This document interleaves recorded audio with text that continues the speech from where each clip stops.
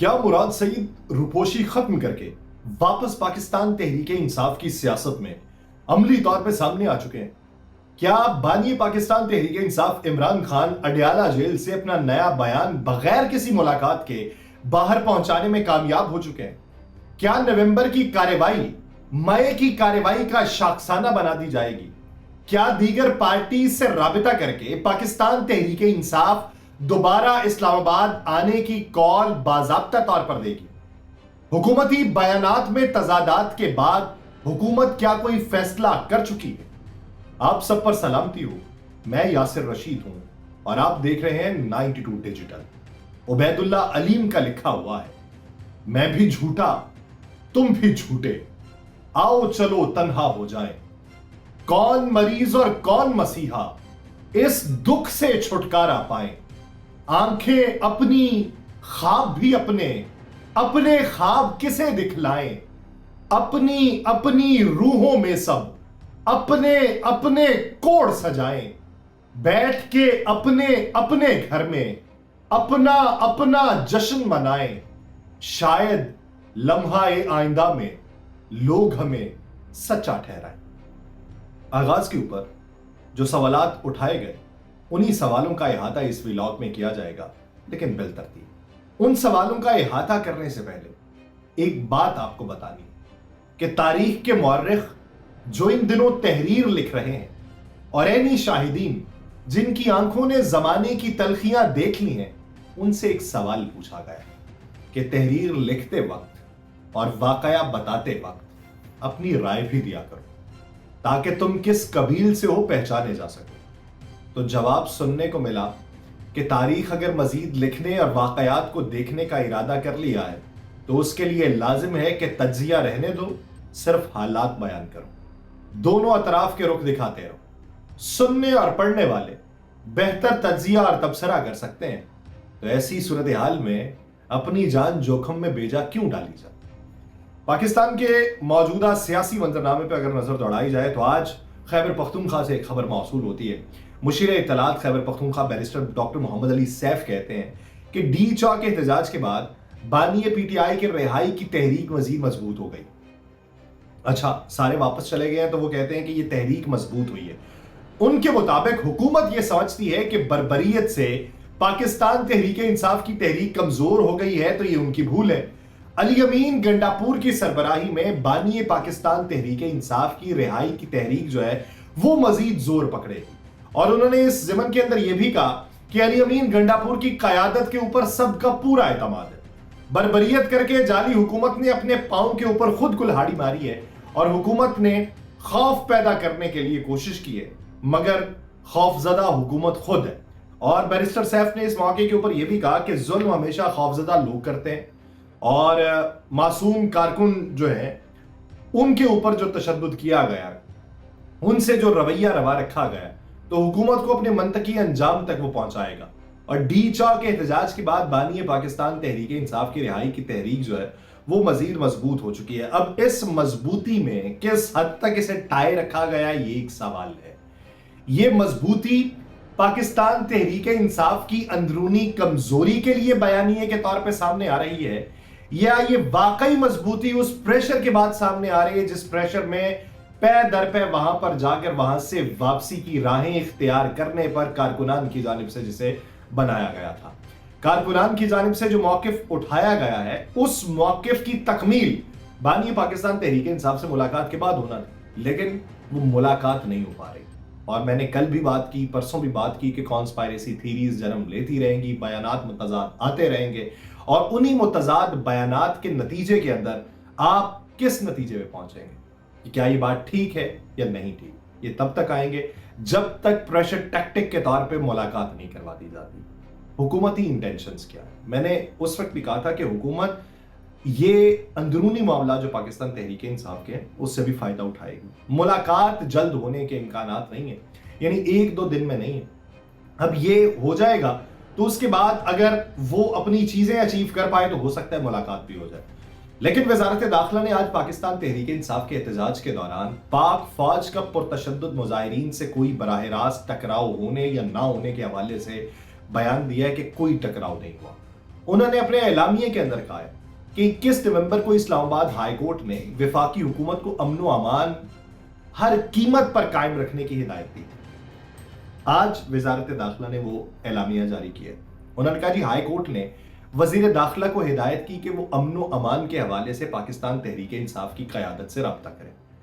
تو اسی اعلامیے کے مطابق بیلاروس کے صدر اور اعلیٰ سطح کے چینی وفد کے دورے کے پیش نظر پاکستان تحریک انصاف کو متعدد بار احتجاج مؤخر کرنے کا ہم نے کہا اور پاکستان تحریک انصاف کے احتجاج جاری رکھنے کی ضد پر انہیں سنگجانی کا مقام جو ہے وہ منتخب کرنے کی تجویز دی کہ آپ وہ مقرر کر لیں.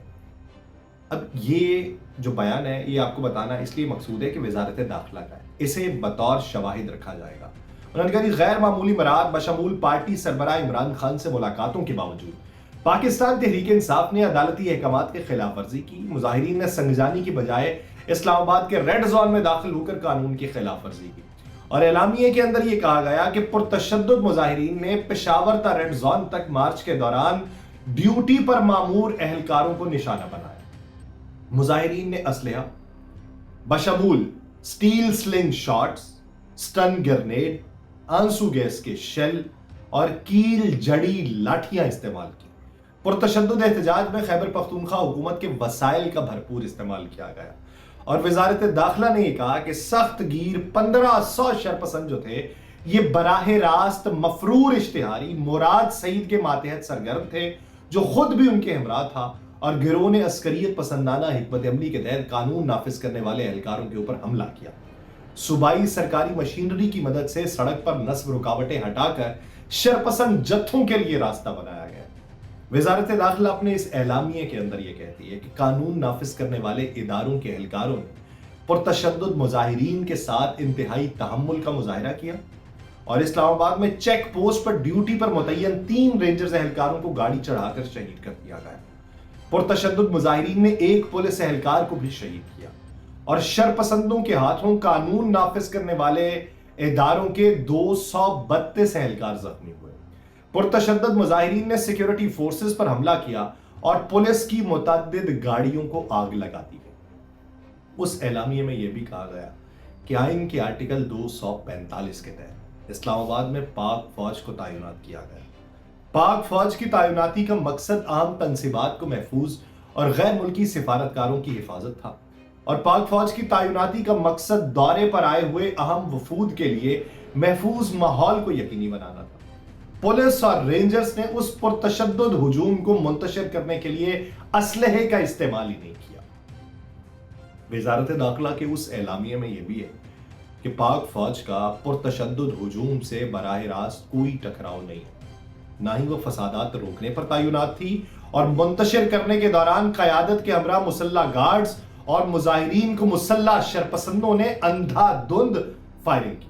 ان خود ساختہ پرتشدد حالات میں پاکستان تحریک انصاف کی قیادت نے صورتحال سنبھالنے کی بجائے راہ فرار اختیار کی. یعنی اس اعلامیے میں یہ کہا گیا کہ دہشت گرد یہ ساتھ لے کے آئے, دہشت گرد جب حملہ آور تھے تو پھر ان سے حالات سنبھل نہیں پا رہے تھے تو یہ نکل گئے. اس اعلامیے کے مطابق مظاہرین کے فرار کے بعد متاثرہ علاقوں کا دورہ کیا وفاقی وزیر داخلہ نے. پی ٹی آئی کی سوشل میڈیا ٹیم منظم پروپیگنڈا کرنا شروع ہو گئی. مبینہ اموات کی ذمہ داری قانون نافذ کرنے والوں پر اداروں پر ڈالنے کی مضمون کوشش کی جا رہی ہے اور بڑے اسپتالوں کی انتظامیہ نے اموات کی رپورٹ کی تردید کر دی. اس اعلامیے میں یہ بھی کہا گیا کہ من گھڑت سوشل میڈیا مہم کے دوران پرانے اور اے آئی سے تیار کردہ جھوٹے کلپس کا استعمال کیا جا رہا ہے. بدقسمتی سے غیر ملکی میڈیا کے بعض عناصر بھی اس پروپیگنڈے کا شکار ہو گئے. وزراء, حکومتی اہلکار, پولیس آفیشلز اور کمشنر اسلام آباد نے بار بار مصدقہ ثبوت کے ساتھ اصل صورتحال واضح کی اور وزارت داخلہ یہ کہتی ہے کہ قانون نافذ کرنے والے اداروں کے اہلکاروں نے اپنی جانیں خطرے میں ڈال کر شہریوں کی حفاظت کی ہے اور پی ٹی آئی کی سوشل میڈیا مہم جو ہے یہ پاکستان میں انتشار, بے امنی اور تفرقہ بازی کو فروغ دے رہی ہے. اندرون اور بیرون ملک ایسے عناصر کا متعلقہ قوانین کے تحت احتساب کیا جائے گا اور علی امین گنڈاپور جو ہیں, جو خیبر پختونخوا کے وزیر اعلیٰ ہیں, انہوں نے صوبائی اسمبلی کو اداروں کے خلاف بے بنیاد اور اشتعال انگیز بیانات کے لیے استعمال کیا. اس اعلامیے میں یہ بھی کہا گیا کہ پرتشدد مظاہرین سے 18 खुदकार हथियारों समेत 39 मोहलिक हथियार बरामद हुए हैं। पकड़े गए शरपसंदों में 3 दर्जन से ज्यादा गैर मुल्की उजरती शामिल है। जेल वैन्स को जलाने के साथ कानून नाफिज करने वाले इदारों की 11 गाड़ियों को भी नुकसान पहुंचा है और पुरतशद्दुद मुजाहिरों के दौरान इब्तदाई अंदाजों के मुताबिक सैकड़ों मिलियन का नुकसान हुआ है। ये वफाकी हुकूमत कह रही, वो कहती है कि इन पुरतशद्दुद मुजाहिरों की वजह से मईशत को बिल वास्ता नुकसानात का तखमीना 192 अरब रुपए यौमिया। अगर ये 192 अरब रुपए ना होता तो देखें कि फिर स्टॉक एक्सचेंज कहां तक पहुंचता। पाकिस्तान बशमूल खैबर पख्तूनख्वा के काबिल फख्र अवाम इस किस्म की पुरतशद्दुद सियासत को मुस्तरद करते हैं। अवाम बेबुनियाद इल्जामात और बदनीयती पर मबनी प्रोपेगेंडे को भी मुस्तरद करते हैं और पूरी पाकिस्तानी कौम मुल्क में अमन व इस्तेहकाम की ख्वाहिश के साथ यकजा खड़ी है। ये वजारत दाखिला का एलामिया है और इस वजारत दाखिला के एलामिया के मुताबिक पाकिस्तान तहरीक इंसाफ एक दहशतगर्द जमात है। पाकिस्तान तहरीक इंसाफ के अंदर शरपसंद लोग शामिल हैं। पाकिस्तान तहरीक इंसाफ के वो रूपोश रहनुमा जो मंजर आम से गायब है, 9 मई के केसेस के अंदर वो भी वहां पर मौजूद थे, लेकिन वहां पे भगदड़ इतनी मची कि वो गिरफ्तार नहीं किए जा सके। वो गिरफ्तार कर लेते तो हो सकता है कि उनसे मजीद शवाहिद जो है वो वजारत दाखिला या वफाकी हुकूमत निकलवाने में कामयाब हो जाती। वो जो उजरती कातिल हैं, वो उजरती कातिल सारे के सारे अफगानिस्तान से बुलाए गए, तो वो उजरती कातिल अब मजीद होशरुबा इंकशाफात करेंगे मुस्तकबिल करीब में। जिस तरह आज वजारत दाखिला ने एलामिया जारी किया है, और भी एलामिया आएंगे जिसमें से पता चलेगा कि ये कैसी इंटेंशंस लेके इस्लामाबाद के अंदर दाखिल हुए थे। दूसरी बात यह है कि उधर दूसरी जानिब पाकिस्तान तहरीक इंसाफ जो है जी, पाकिस्तान तहरीक इंसाफ इस वक्त कोशिश कर रही है कि हम जब लास्ट टाइम गए, हमें मार पड़ी, खा के आ गए, तो हम क्या करें। बानी के बारे में कोई बातचीत नहीं हो रही। बानी के बारे में ये भी बातचीत कर ली कि वो शायद अडियाला में है भी या नहीं है। आज जराए अडियाला जेल जो है, उन्होंने ये इतना तो बता दिया कि उनकी मुंतकली के हवाले से सोशल मीडिया पर अफवाहें गर्दिश कर रही हैं, उसमें किसी किस्म की सदाकत नहीं है। और उन्होंने ये कहा है कि बानी पाकिस्तान तहरीक इंसाफ इमरान खान अडियाला जेल में है और उनकी सेहत भी बिल्कुल ठीक है, और बानी पीटीआई की अडियाला जेल से मुंतकली की खबरों में कोई सदाकत भी नहीं है। वो वर्जिश भी अपनी मामूल के मुताबिक कर रहे हैं और मामूल के मुताबिक अपने सेल के अंदर भी मौजूद हैं, और जो मामूल के मुताबिक वो काम करते हैं सारा कुछ ही वो कर रहे हैं, क्योंकि उनका सेल जो है वो थाना न्यू टाउन का हिस्सा है। तो 2 दिसंबर तक वो थाना न्यू टाउन पुलिस की तहवील में जिस्मानी रिमांड पे है। कल तक वो जिस्मानी रिमांड पे हो सकता है कल थाना न्यू टाउन जाए, वो कहे जी माई बाप नए मुकदमात दर्ज हो चुके हैं, और नए मुकदमात के इंदराज के बाद अब चीज़ें मजीद जो हैं वो गंभीर हो गई हैं, तो कुछ दिन और दीजिए, जिस्मानी रिमांड और बढ़ जाए, और फिर इस तरह की बातें जो है वो मजीद तवालत इख्तियार करती चली जाएं कि बानी पाकिस्तान तहरीक इंसाफ है भी या नहीं है। लेकिन जेल जराए आज कहते हैं कि जेल अस्पताल के डॉक्टर उनका रोजाना तिब्बी मुआयना कर रहे हैं, blood pressure sugar level normal है, रोजाना 2 बार वर्जिश कर रहे हैं, जेल मैनुअल के मुताबिक तमाम सहूलियात मिल रही हैं, सेहत और खाने का खास ख्याल रखा जाता है, और सिक्योरिटी के लिए अमला हर वक्त तैनात रहता है। और चले वो हशाश बशाश है, तो हशाश बशाश होते हुए ही अगली जो मुलाकात होगी तो फिर शरपसंदों की सरबराही तो वो कर रहे होंगे, तो शरपसंदों को फिर से अहकामात शायद वो देंगे कि आओ फिर से चढ़ाई करो। तो वजारत दाखिला फिर जो है उसके ऊपर पहले ही अगर एक्शन ले ले तो ज़्यादा मुनासिब है। दूसरी बात यह है कि अब कहा जा रहा है कि उनके हुक्म के ऊपर, उनकी हिदायत के ऊपर दूसरी जमातों से रब्ता किया जाए। ये हिदायत कहाँ से है? खबर मंजर यहाँ पे आएगी जी, बानी पाकिस्तान तहरीक इंसाफ की हिदायत पे पाकिस्तान तहरीक इंसाफ जो है वो मुख्तलिफ पार्टी से राबितों के अंदर, वो हिदायत किसने जारी की है? क्या एआई के ऊपर कोई राबिता हुआ है, या फिर पहिया घुमाया गया है और उसमें यही पूछ लिया गया था कि अगर राबिता आपसे ना हो तो फिर किन से राबिता कर लिया जाए?